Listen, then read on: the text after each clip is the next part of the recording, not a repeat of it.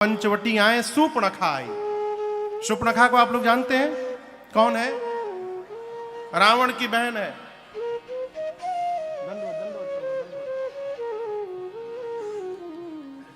रावण की बहन है।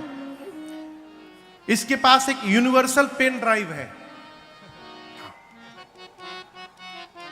किसके पास? सूर्पणखा के पास। आई राम जी के पास, आके शुरू हो गई। तुम सम पुरुष नमो सम नारी, यह संजोग विधि रचा विचारी। मम अनुरूप पुरुष जग माही, देखे खोज लोक तिहु नाहि। ताते अब लगी रहे कुंवारी, मन माना कछ तुम ही निहारी। भगवान से बोली, 3 लोग 14 वन घूम के आई हूं, न तुम्हारी इतना सुंदर कोई पुरुष मिला, न मेरी इतनी सुंदर कोई स्त्री मिली। हम तुम मिले नहीं है। ब्रह्मा जी ने हमको तुमको यहां मिलवाया है। क्यों? वो चाहते हम दोनों शादी कर लें। 100% तो मेरे लायक तुम भी नहीं हो, but I will adjust with you, don't worry. बोली काम चला लूंगी। मन माना कछु तुम ही निहारी। अब तक जहां जहां गई मेरा मन माना नहीं, लेकिन तुमको देखकर मेरा मन थोड़ा सा मान गया। भगवान सोचे हमको देख के थोड़ा सा माना है, हमसे सुंदर मिलेगा छोड़ के भाग जाएगी। राम जी तुरंत प्रैक्टिकल किए, बोले हमको क्या देखी हो? अहि कुंवार मोर लघु भ्राता। वहां बगल में मेरा छोटा भाई कुंवारा है, उसके पास जाओ। दौड़ कर गई उधर। राम जी बोले ठीक बोल रही थी, छोड़ के चली गई। लक्ष्मण जी देखते पहचान गए तो रावण की बहन है। जाकर ये वाला पेन ड्राइव वहां फिर बजाई। 3 लोग 14 वन घूमी, कोई नहीं मिला। हम तुम मिले, ब्रह्मा जी मिलाए। लक्ष्मण जी बोले कहना क्या चाहती हो? हाँ। क्यों हंस रहा है? लक्ष्मण जी बोले कहना क्या चाहती हो? हमको तुम ठीक से जानती हो? बोली उधर जो बैठे हैं बोल रहे थे आप कुमार हैं। बोले लक्ष्मण जी बोले हम कुमार नहीं हैं, हम बस मारत हैं। वो कहते हैं हम मारत हैं। अच्छा शादी क्यों करना चाहती हो? बोली रानी बनना है। लक्ष्मण जी बोले हमारा परिचय सुन लो। सुंदरी सुन मैं उनकर दासा, वो जो भेजे हैं मैं उनका दास हूं। तो बोली वो कौन है? वो प्रभु समर्थ कौशलपुर राजा, वो राजा हैं। उनसे विवाह करोगी तो रानी बन जाओगी, हमारे साथ करोगी दासी बन जाओगी। तुम्हारा च्वाइस है, बताओ क्या बनना है? रानी बनना है कि दासी बनना है? बोली हमको तो रानी बनना है। लक्ष्मण जी बोले खड़ी क्यों हो जाओ। फिर गई राम जी के पास। राम जी बोले पढ़ाया तुम पढ़ ली? अरे मेरा दास नहीं है, मेरा छोटा भाई है, जाओ जाओ उसी के पास जाओ। आई। लक्ष्मण भैया कहां दोबारा बर्दाश्त करते। बोले सुन, तेरा वर्ण वही करेगा जो लज्जा को तिनके के समान त्याग करके बैठा है। ऐ इतना अपमान कहां बर्दाश्त हो उसको। विकराल रूप धारण करके दौड़ी है। जैसे भगवान ने देखा विकराल रूप, भाई प्रभु ने लक्ष्मण भैया से इशारा किया, भाई जी भैया काट दो। क्या काट दो? केवल नाक नहीं, लक्ष्मण अति लाघव सो नाक कान बिनु की। ताके कर रावण कहाँ, मनो चुनौती दी। लक्ष्मण जी उसका दोनों कान नाक कान काट के हाथ पे सजा दिए, उसके हथेली पे। कहे मिला लो बराबर है ना, 2 ठे कान 1 नाक। ले जाओ। लक्ष्मण भैया ने कहा ले जाओ, रावण को देना, कहना लक्ष्मण ने चुनौती भेजी उसको। भगवान ने नाक कान क्यों कटवा दिया? कान इसलिए कटवाया, भगवान बोले सुनती नहीं है, केवल बोलती है। जब सुनती नहीं तो कान लेके कर क्या रही है? और नाक इसलिए कटवाया कि कह रही थी मेरे इतना सुंदर कोई नहीं है। और बुरा ना मानिएगा, सुंदरता का सारा केंद्र नाक है। नाक यदि डिस्टर्ब हुआ, चेहरा कितना गोर हो जाए, नाक यदि डिस्टर्ब हुआ तो फिर भगवान मालिक है। कहते हैं नाक नक्शा सब ठीक ठाक है ना, चेहरा का नक्शा नहीं पूछते, किसका नक्शा पूछते हैं? नाक का। भगवान ने कहा काटो इसका नाक, बनाओ कुरु। नाक कान कटा गई खरदूषण के पास, खरदूषण विशाल सेना लेकर आए। अब फिर वही बात पर मैं पहुंच रहा हूं जहां से प्रारंभ किया प्रसंग। राम जी सावधान हो गए हैं जयंत के प्रकरण के बाद। यहां पढ़िएगा, खरदूषण आए तो प्रभु ने लक्ष्मण जी से कहा सीता जी को लेकर भीतर चले जाओ। तो क्या राम जी को डर है कि ये खरदूषण मेरी मां को, लक्ष्मण जी को मार देंगे? नहीं। जयंत के प्रकरण के बाद भगवान सावधान हो गए। राम जी सोचे यदि सीता जी मेरे साथ रहेंगी तो जैसे जयंत को नहीं मारने दी, बोलेंगी प्रभु खरदूषण भी मेरी संतान है, मारिए मत, इनको छोड़ दीजिए, तो ये किसी को नहीं मारने देगी। इसलिए भगवान ने सीता जी को भीतर करवाया और ऐसी माया रची रघुनाथ जी ने, आपस में ही लड़ी के मर गए दोनों।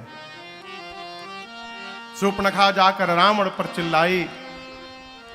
रावण जब सुना कि खरदूषण मर गए, ये बड़ी अद्भुत बात है यहां प्रसंग। आप लोग समझते हैं कि रावण भगवान को जानता नहीं है। रावण एकांत में जाकर चिंतन करता है, खरदूषण मोहि सम बलवंता, अति नहीं कुमारई बिनु भगवंता। खरदूषण कहता, रावण कहता है कि जितना बल रावण तुम्हारे भीतर है उतना ही बल खरदूषण में भी था। भगवान को छोड़कर दूसरा उनको कोई मार नहीं सकता। खरदूषण मर गए हैं, इसका केवल और केवल एक अर्थ है कि भगवान ने धरती पर अवतार ले लिया है। अब रावण परेशान, भगवान आ गए हैं, उद्धार कैसे होगा? तुरंत उठाया माला, सरकार लगा माला जपने। अभी आधा माला जपा था तब तक उच्चाटन हुआ मन में और माला उसके हाथ से नीचे गिर गई। फिर कहता ओह मेरा तामसी शरीर है ना, भजन में मन ही नहीं लगेगा मेरा, अब भजन नहीं कर पाऊंगा, भगवान आ गए हैं तो उद्धार कैसे होगा? रावण लगा छटपटाने। जब कोई उपाय नहीं दिखा उसको तो निर्णय करता है भजन नहीं कर सकता हूं तो क्या हुआ, युद्ध तो कर ही सकता हूं। मैं राम से अपनी ओर से जाकर युद्ध करूंगा और राम के बाण से प्राण का त्याग करके एक दिन रावण भी मुक्त हो जाएगा। ये रावण ने निर्णय किया। इसका अर्थ है कि रावण भी भगवान को जानता है, उसके पास कोई उपाय नहीं है युद्ध छोड़कर, भजन कर ही नहीं पाएगा। चला मारीच के पास। इधर एकांत पाकर प्रभु ने, देखिए रावण की कोई क्षमता नहीं है कि वो मेरी मां को ले जा सके। रावण मेरी मां का हरण नहीं किया था। कई लोग कहते हैं रावण मां को उठा के लेके चला गया। अरे आप कल्पना करिए, ये धनुष है, कल्पना करिए शंकर जी का धनुष है। जिस धनुष को मेरी मां अपने बाएं कर में उठा ली, रावण उस धनुष को तो उठा ही नहीं पाया, वो मेरी मां को क्या खाक उठाएगा? जिस धनुष को मेरी मां ने उठाया, जब रावण उस धनुष को नहीं उठा पाया तो मां को क्या उठाएगा हो? अब मेरी मां परम सती है, एक बार क्रोध की दृष्टि से देख लेंगे तो रावण जल के भस्म हो जाएगा। वही भगवान ने लीला रची। प्रभु ने कहा सीता जी जब तक रावण कोई अपराध नहीं करेगा मेरे प्रति मैं मार नहीं सकता उसको, वो आपको लंका ले नहीं जा सकता। मार दूंगा उसको तो यहीं मारूंगा, लेकिन उसके पीछे वाले सब बैलेंस में बचे रह जाएंगे लंका में। हमको सबको समाप्त करना है, तो मैं चाहता हूं आपको उठाकर लंका ले जाए, फिर मुझे लंका जाने का अवसर मिल जाए और उसे मारने का अवसर मिल जाए, लेकिन आपको लेके जा नहीं सकता है। तो भगवान ने कहा कि तुम पावक महु करहु निवास, जाओ लगे करहु निशाचर नासा। जब तक मैं धरती से निशाचरों का अंत नहीं कर देता सीता जी, आप अग्नि में जाकर बैठ जाइए। अग्नि में क्यों बिठाया? अग्नि नारायण भगवान के कारण पिता हैं। सीता मैया अग्नि में जाकर बैठ गईं और अपना प्रतिबिंब फोटो राम जी के पास रख दी।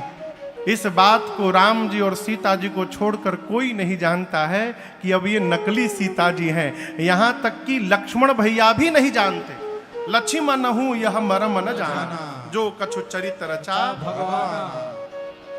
रावण मारीच के पास गया। मारीच का प्रसंग मैंने आपको परसों सुनाया था। मारीच स्वर्ण मृग बनकर आया, सीता मैया ने चर्म मांगा, भगवान बहुत दूर जाकर बाण चलाएं। बाण लगते मारीच ने जोर से हाँ लक्ष्मण कहा, और पाछे सुमिरे सी मन महु रामा। मन में राम कह के मारीच ने प्राण का त्याग किया। अब भगवान ने उसको अपने धाम विदा किया है। लक्ष्मण शब्द सुनकर सीता जी ने लक्ष्मण जी को राम जी के पास बरबस भेजा है। लक्ष्मण भैया जैसे गए, रावण आता है, सन्यासी का रूप बनाकर मेरी मां को लेके जाता है। कई लोग कहते हैं कि रावण सीता मैया से विवाह करना चाहता है। ये गलत बात है। रावण जानता है कि सीता जी जगदम्बा है।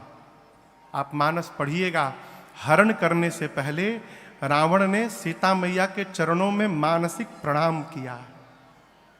गोस्वामी जी कहते हैं, मनमहु चरण बंदी सुख माना। मन ही मन प्रणाम करता है सीता मैया को। मन में कहता है, मां मैं चाहूं तो इसी वन में राम से युद्ध करके मुक्त हो सकता हूं, लेकिन मैं तो मुक्त हो जाऊंगा, लंका में जो बैठे हैं मेरे पीछे वाले वो कैसे मुक्त होंगे? उनको मुक्त कराने के लिए राम जी को वहां जाना पड़ेगा, और जब तक आप नहीं चलेंगी तब तक राम जी वहां आने वाले नहीं हैं। इसलिए हम सबको गति देने के लिए जगदम्बा है आप मां, आपको चलना पड़ेगा। ये मन में बोला, ऊपर से विलेन बना हुआ है, आंख तरेर रहा है। पुष्पक विमान में भर के लेकर गया मां को। मार्ग में गीधराज जटायु जी से युद्ध हुआ है। जटायु जी को आप लोग जानते हैं। जिस समय जटायु जी लड़े उस समय उनकी उम्र 60,000 वर्ष की है। 60,000 वर्ष, वृद्ध हो चुके हैं। दौड़े रावण की ओर। आप दर्शन करिए, जीवन में पहली बार किसी ने रावण को दुष्ट बोला। दशानन नहीं कहा, रावण नहीं कहा, रावण जी नहीं कहा, पंडित नहीं कहा, रे रे दुष्ट हाड़ की न होई। रावण सुना, मुझे किसने दुष्ट कह दिया पहली बार। जटायु जी गए और गोस्वामी जी कहते हैं, इतना मारा है चोंच से। किसने? जटायु जी ने। चोंचन मार बिदारे सिदेही। 24 मिनट के लिए, एक दंड के लिए रावण मूर्छित हो गया। उसके बाल को पंजों से पकड़कर जटायु जी ने पुष्पक विमान से उतारकर नीचे पटक दिया। जैसे होश आया रावण को, निकाला चंद्रहास खड्ग और जटायु जी के दोनों पंखों को काट दिया। यहां दर्शन करिए, गोस्वामी जी कहते हैं, काटत पंख पराख खग धरनी। जटायु जी गोल गोल घूमते घूमते आकाश से नीचे धरती पर गिरे। रो नहीं रहे थे, क्या बोल रहे थे? जय हो प्रभु, अद्भुत किया नाथ आपने, सुमिरी नाथ के अद्भुत करनी। भगवान का भक्त वही है माई बाप, जो हर परिस्थिति को भगवान की कृपा समझता रहे, वो भगवान का भक्त है। जटायु जी कहते, प्रभु अद्भुत किया आपने, अद्भुत किया। किसी ने कहा, क्या किया? दोनों पंख कट गए और आप कह रहे अद्भुत किया। जटायु जी ने कहा, भगवान ने मेरे पर कृपा कर दी है पंखों को कटवाकर। पंख यदि शरीर में लगे रहते तो राम जी के पास जाकर ये सूचना देने की जिम्मेदारी मेरी रहती। पंख लगे रहते तो मेरी जिम्मेदारी होती राम जी को जाकर बताने के लिए। भगवान ने मुझे समस्त जिम्मेदारियों से मुक्त कर दिया है। अब मुझे राम जी के पास नहीं जाना है, राम जी को मेरे पास आना होगा। प्रभु ने मुझे निश्चिंत कर दिया है। इस स्वभाव लाइए कि राजी है हम उसी में जिसमें तेरी रजा है। राजी है हम उसी में। भगवान लक्ष्मण भैया जब राम जी के पास आए तो राम जी नाटक करने लगे। गोस्वामी जी कहते हैं, बाहिज चिंता। बाहिज माने बाहरी चिंता, भीतर तो राम जी जान रहे कि काम हो गया। उधर प्रभु नाटक करने लगे। मां से विहीन आश्रम को देखकर प्रभु बहुत रोए। जटायु जी के पास गए। जटायु जी ने पूरा वृत्तांत सुनाया और कहा, प्रभु मुझे विदा करिए। राम जी बोले, तात आप मेरे पिताजी के मित्र हैं, आपके पास पुत्र नहीं है, मेरे पास अब मेरे पिताजी नहीं है। यदि कुछ दिन आप और जीवित रह जाते तो मैं आपको ही ले चल के अयोध्या के सिंहासन पर विराजमान कर देता। आप राज सत्ता संभालते, मुझे पिता का सुख मिल जाता, आपको पुत्र का सुख मिल जाता। जटायु जी कहे, राम आपके पिता मेरे मित्र थे दशरथ, अब मैंने सुना है कि मेरा मित्र अपने पुत्र के वियोग में मर गया। यदि दशरथ राम के लिए मर सकता है तो क्या जटायु अपनी बहू सीता के वियोग में नहीं मर सकता? क्या मैं अपने बहू के लिए मरूंगा? रघुनाथ जी के नेत्र सजल हो गए। भगवान ने जटायु जी को अपने धाम विदा किया। अविरल भक्ति मांग करके जटायु जी ने प्राण का त्याग किया। अतेहि के क्रिया जथोचित निज कर कीन्ही राम। जो सौभाग्य रघुनाथ जी ने दशरथ जी को नहीं दिया, वो सौभाग्य भगवान ने जटायु जी को प्रदान किया। उनकी अंतिम क्रिया राम जी अपने हाथ से संपन्न किए।